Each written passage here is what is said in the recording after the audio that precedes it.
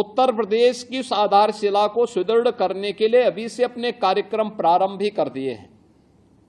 उन्होंने पहले से ही अपनी भूमिका का निर्वहन करना शुरू कर दिया है।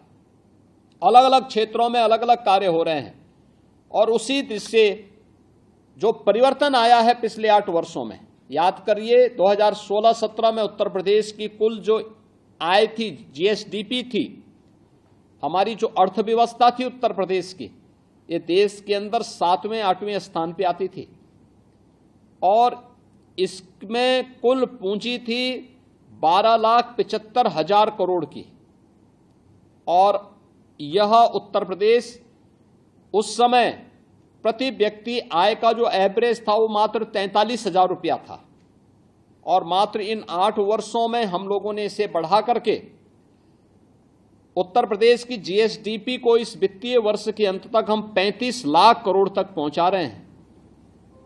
उत्तर प्रदेश के अंदर प्रति व्यक्ति आय को 1,20,000 तक पहुंचा रहे हैं, यानी 3 गुना तक पहुंचा रहे हैं। ये चीजें दिखती हैं कि उत्तर प्रदेश की दशा भी और दिशा भी अच्छी दिशा में चल रहा है।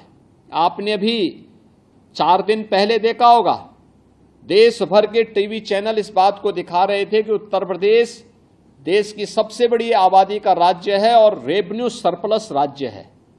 यानी उत्तर प्रदेश को आज किसी के सामने भीख मांगने की नौबत नहीं आती, क्योंकि हमने आय के स्रोत बढ़ाए, हमने उत्तर प्रदेश को आत्मनिर्भर बनाने की दिशा में काम किया, यहां पे रोजगार के सृजन किए, यहां के इंफ्रास्ट्रक्चर को ठीक किया, बिना भेदभाव के नौजवानों को नौकरी दी, सुरक्षा का बेहतरीन वातावरण देने का परिणाम था कि निवेश आया और बहन हो, बेटी हो, व्यापारी हो, समाज का हर तबका अपने को जहां सुरक्षित महसूस कर रहा है, वहीं उत्तर प्रदेश के अंदर कनेक्टिविटी को बेहतर किया है। ग्राम पंचायत की, क्षेत्र पंचायत की, आपके जिला मुख्यालय की, इंटर स्टेट कनेक्टिविटी को और प्रदेश के अंदर एक्सप्रेस वे के क्षेत्र में उत्तर प्रदेश आज देश के अंदर नंबर 1 पर, सबसे अधिक मेट्रो का संचालन उत्तर प्रदेश कर रहा है।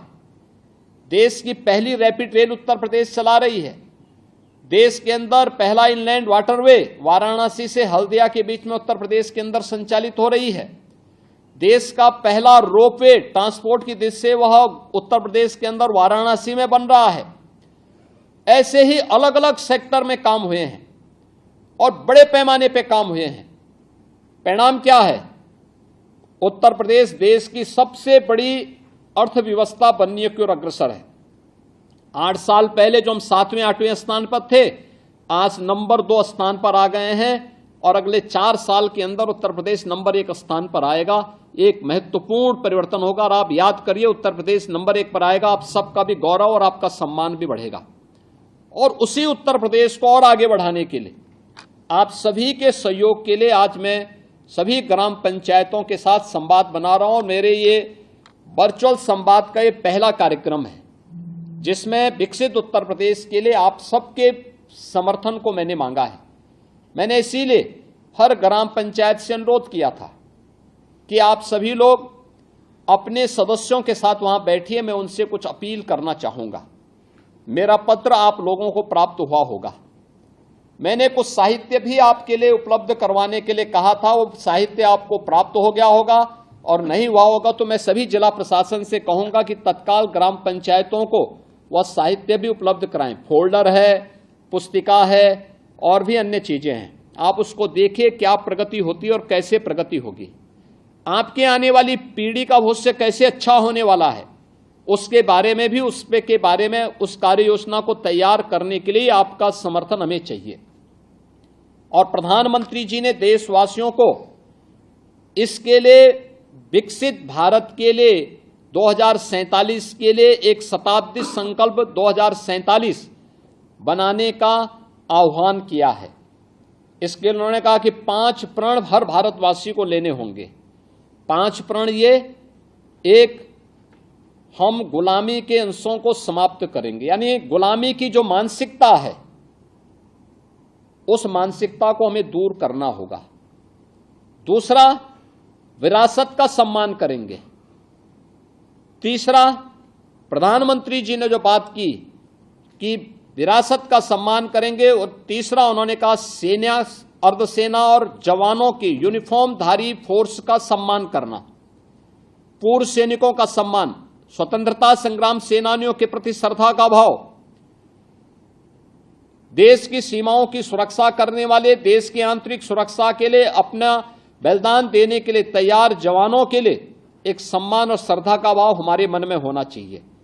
चौथा, सामाजिक एकता के लिए काम करना है, यानी जो लोग बांटने वाले लोग हैं, सामाजिक में समाज को जातिवाद के आधार पर, भाई भतीजे के आधार पर, क्षेत्रवाद के आधार पर बांटना चाहते हैं, ये सचमुच देश के दुश्मन हैं जो विदेशी आक्रांताओं को फिर से देश में घुसपैठ करने की छूट दे रहे हैं।